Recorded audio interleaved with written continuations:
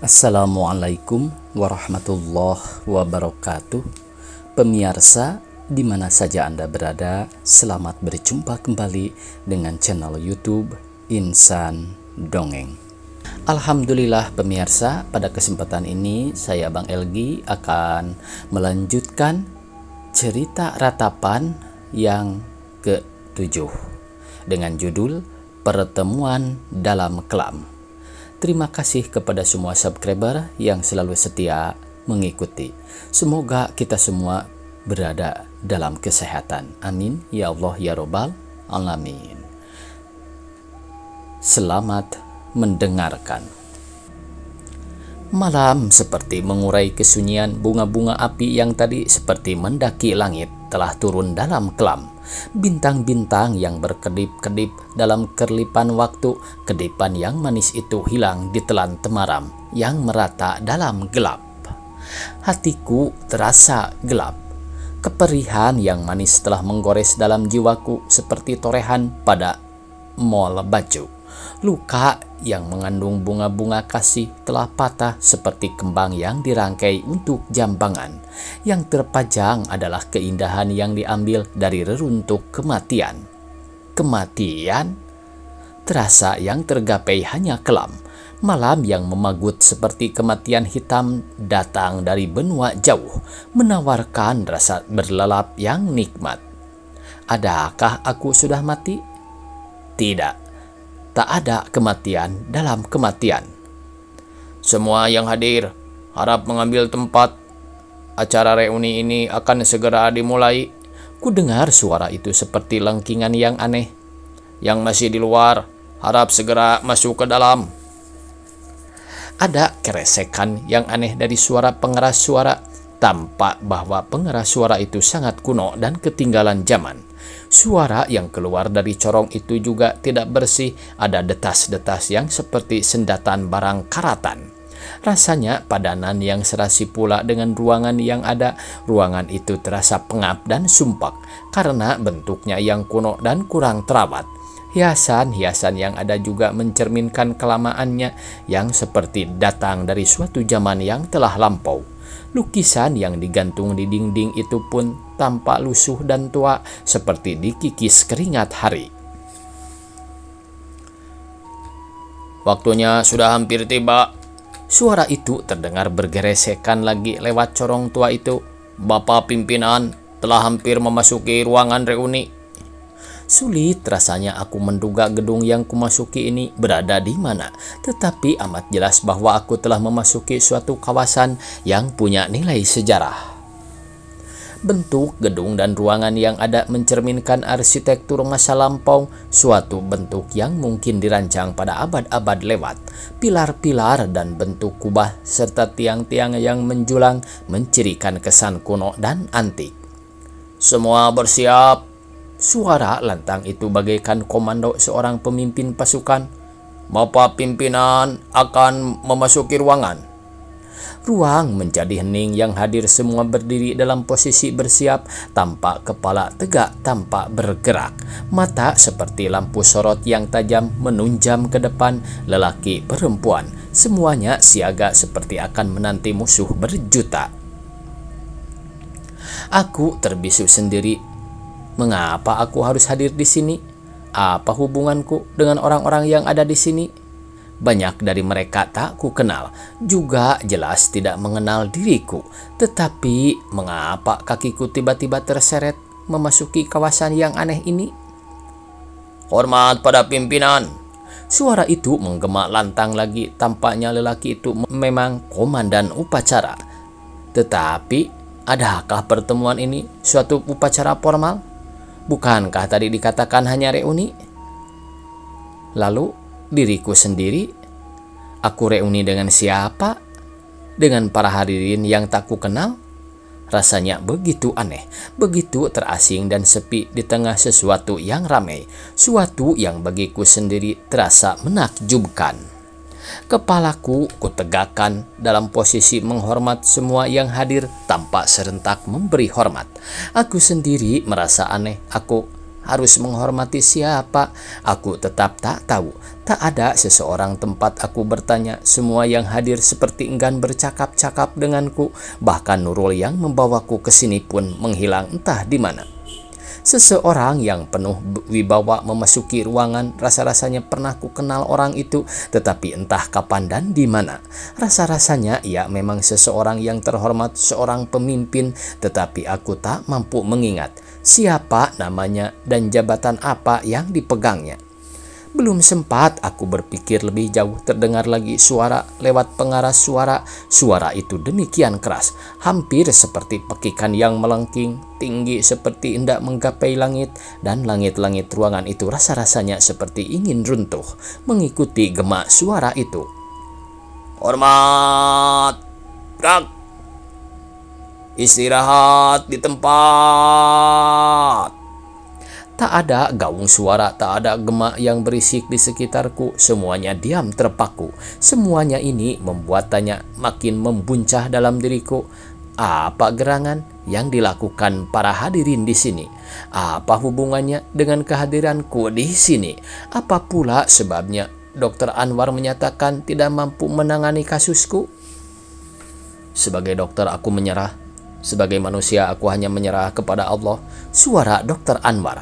Kemudian Nurul membawa aku pergi. Tiba-tiba saja aku sudah berada di tempat ini. Aneh rasanya aku bertemu dengan orang-orang yang belum ku kenal. Kulihat Bapak pimpinan telah maju ke podium di depan. Podium itu pun tampak kuno. Peliturnya kusam dan warnanya sudah meluntur dimakan waktu. Taplak podium itu berwarna kegelapan, sangat kaku. Mungkin setrikaannya kurang baik, atau kanjinya terlalu tebal sehingga kainnya jadi keras dan hampir menyerupai kekakuan selembar seng yang karatan. Namun sikap dan penampilan Bapak pimpinan sangat mengagumkan. Karismanya berkesan dari langkah dan gayanya berjalan. Saudara-saudara sekalian, suaranya terdengar kukuh tetapi merdu. Selamat bertemu lagi. Sebagai pejuang, kita telah berjuang untuk tanah air, bangsa, negara, dan agama. Tetapi perjuangan kita belum selesai. Perjuangan merebut kemerdekaan telah lama lewat, tetapi perjuangan untuk merebut hidup yang layak secara lahir dan batin harus kita perjuangkan secara terus-menerus. Hadirin terpaku seperti tugu. Kalian ingat hari-hari revolusi? Hari-hari menyambung nyawa. Kita berjuang tanpa pamrih. Kita sing-singkan dengan maju untuk mencapai Indonesia merdeka. Kini, hari ini, tanggal yang bersejarah bagi kita. Itulah sebabnya reuni ini sangat penting kita adakan. Bukan hanya karena kita harus memperingatinya demi peringatan itu sendiri, tetapi lebih dari itu, kita memperingatinya demi semangatnya. Semangat itu tak boleh padam. Kini, 40 tahun yang lalu, kita berjuang untuk menegakkan martabat bangsa dan negara kita. Kita menang, dan kemenangan itu tidak boleh direbut kembali oleh siapapun. Kemenangan itu tetap kita menangkan. Tampak Pak Pemimpin memang cukup matang sebagai pemimpin. Suaranya penuh semangat. Ada nyala api di dalam kata-katanya yang meluncur dengan bagus dan tegap. Banyak korban telah direnggut oleh perjuangan, dan masih akan banyak korban untuk pembangunan yang terus kita jalankan sekarang dan di masa datang. Kita sebagai bangsa tak pernah berhenti membangun. Justru hakikat dan harkat bangsa yang maju adalah bangsa yang terus-menerus membangun. Membangun secara fisik dan spiritual. Pembangunan yang dapat memeratakan taraf hidup masyarakat secara keseluruhan. Dengan gaya yang khas, Bapak Pemimpin mengambil gelas air putih di atas podium dan kemudian membawa bibir gelas itu ke bibirnya. Gaya Pak Pemimpin memang benar-benar gaya seorang aktor yang mempesona. Sikap dan mimiknya mencerminkan bahwa ia seorang pemain tunil yang jempolan. Udara menyeruak ke dalam kamar. Ruangan kuno yang luas itu terasa panas karena udaranya kurang dapat mengalir dengan leluasa. Ventilasi yang ada kurang mampu menyebarkan udara baru untuk menggantikan udara lama yang pengap dan terasa menyesakan napas. Bau sesuatu yang aneh makin kencang dan keras seperti bau kelampauan yang datang dalam kekinian, sehingga menebarkan keanehan yang makin mengguncang. Guncangan itu membuat suasana tambah lebih misterius. Saudara-saudara, dalam hari bersejarah ini, kita bersyukur karena datangnya tambahan anggota baru. Oleh karena itu, perlu sekali dalam reuni kali ini kita perkenalkan satu anggota baru. Hal ini sangat penting bagi kita, karena hari ini genaplah 40 tahun namanya kita dilanda mesiu dan peluru. Darah dan air mata tumpah tanpa dihitung harga. Selama 39 tahun, ribuan jumlah pertambahan anggota, tetapi aneh. Kini pada tahun ke-40 ini hanya ada satu tambahan anggota baru. Aneh sekali, saudara-saudara. Aku melongokkan kepalaku ingin mengetahui siapa anggota baru yang dimaksudkan oleh Bapak Pemimpin. Kulihat pula sejumlah kepala bergoyangan memandang ke suatu arah, ke arahku. Aneh sekali, mengapa mereka memandang serentak kepadaku? Adakah suatu keanehan pada diriku, sehingga aku yang harus mereka pandang? Tetapi belum sempat aku berpikir lebih jauh, tiba-tiba Nurul datang mendekat dan memegang tanganku. Bawa anggota baru itu ke depan, suara Bapak Pemimpin dari podium. Akan kita perkenalkan kepada seluruh anggota yang hadir di tempat ini. Dan kini seluruh anggota kita hadir dalam reuni ini, karena pertemuan kali ini adalah pertemuan yang paling istimewa, yang hanya kita rasakan satu kali dalam masa 40 tahun. Nurul makin erat memegang tanganku dan mulai menyeret aku. Tidak, mengapa aku yang engkau bawa? Nurul, engkau salah, bukan aku, barangkali. Aku tak kenal dengan orang-orang yang hadir di sini. Lepaskan aku, Nurul. Aku meronta. Tetapi justru pegangan Nurul makin kencang. Engkau sudah lama ditunggu, Min. Bapak Pemimpin sudah menunggumu selama 40 tahun. Kau ingat kan? Tiba-tiba buluku merinding. Aku telah ditunggu selama 40 tahun. Siapa yang menunggu selama itu? Siapa yang menungguku selama itu? Adakah orang mampu menunggu sampai 40 tahun lamanya? Adakah seseorang yang begitu bodoh punya kesetiaan selama jangka 40 tahun hanya untuk menunggu? Nurul setengah menyeretku ke depan. Engkau akan diperkenalkan kepada semua yang hadir, dan lebih dari itu, engkau akan direstui.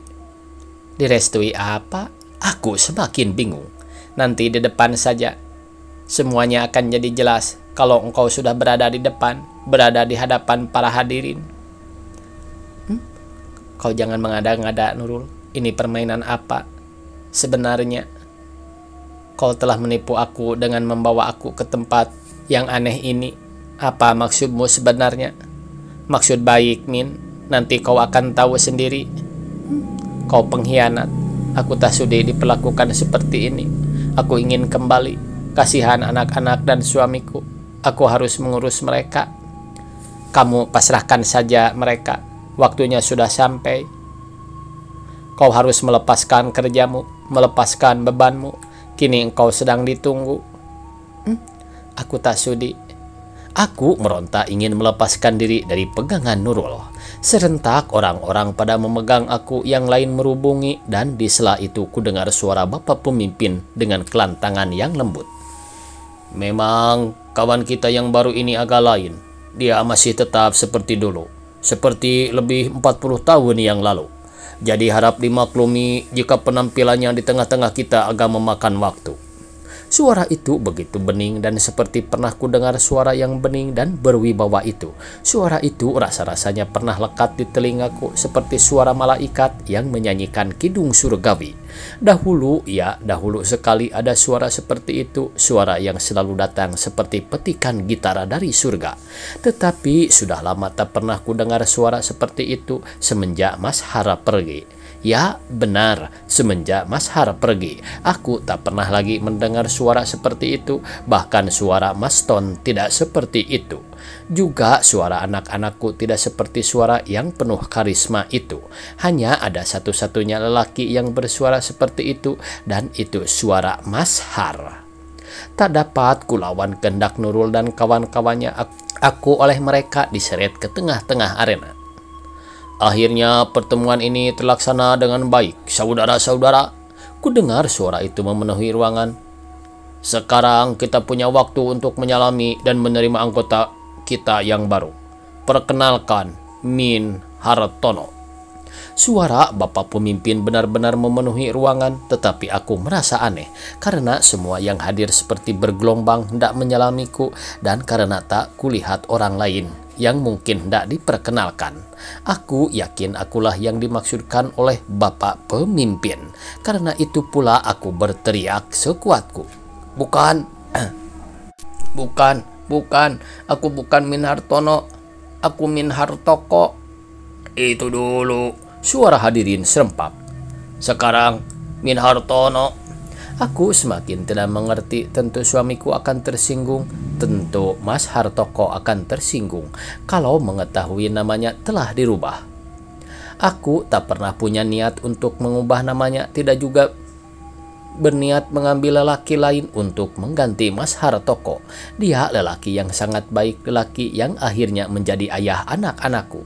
Tetapi Hartono, ya, aku ingat, Mas Hartono memang lelaki pertama yang pernah kucintai, tetapi cinta itu harus berakhir di tengah jalan. Sebelum memasuki jenjang perkawinan, Mas Hartono tewas. Tak mampu aku mengingat ulangi lagi peristiwa tragis itu, dan kuakui, hingga aku bertemu dengan Mas Hartoko, cintaku tetap pada Mas Hartono. Dia lelaki pertama dan lelaki terakhir dalam hidupku. Tetapi kini aku sudah kadung terikat dengan suami dan anak-anakku. Aku telah mengubur masa silamku. Biarlah masa silam itu menjadi sejarah. Biarlah ia mengendap di dasar hatiku sebagai kenang-kenangan yang manis, sebagai nostalgia. Aku telah berdiri di tengah ruangan. Suasananya menjadi seperti diatur dengan rapi. Kejadian dan rentetan peristiwa seperti sudah dirancang jauh hari, dan semuanya sama sekali tak terduga. Ayah, ibu, aku terpekik begitu saja. Kenapa ayah? Ibu hadir di tempat ini. Ayah, ibu kan sudah... Tenang, Min, tenang. Nanti kamu akan paham mengapa kamu juga berada di tempat ini. Ibu melepaskan rangkulanku. Kamu sudah bukan gadis remaja lagi. Kamu sudah... Memang, dahulu dia Min Hartoko. Tetapi sejak beberapa detik yang lewat, ia telah menjadi Min Hartono. Suara Pak Pemimpin terdengar lagi, dan secara serentak seseorang yang tampaknya seperti penghulu menghampiri Pak Pemimpin. Mereka berdua segera turun ke arahku. Ini Pak Penghulu. Pak Pemimpin memperkenalkan lelaki itu kepadaku. Penghulu? Aku bertanya heran. Apa hubungan penghulu dengan diriku? Aku sudah menikah, sudah punya anak-anak. Sebentar, Min. Sebentar. Kau masih ingat kan? Cobalah kenangkan kembali. Pandanglah wajahku baik-baik. Kau akan tahu siapa aku. Suara Pak Pemimpin itu mengagetkan aku. Ya Tuhan, setelah kuteliti dengan baik dari tempat yang sangat dekat, wajah itu jelas amat jelas adalah wajah Mas Hartono.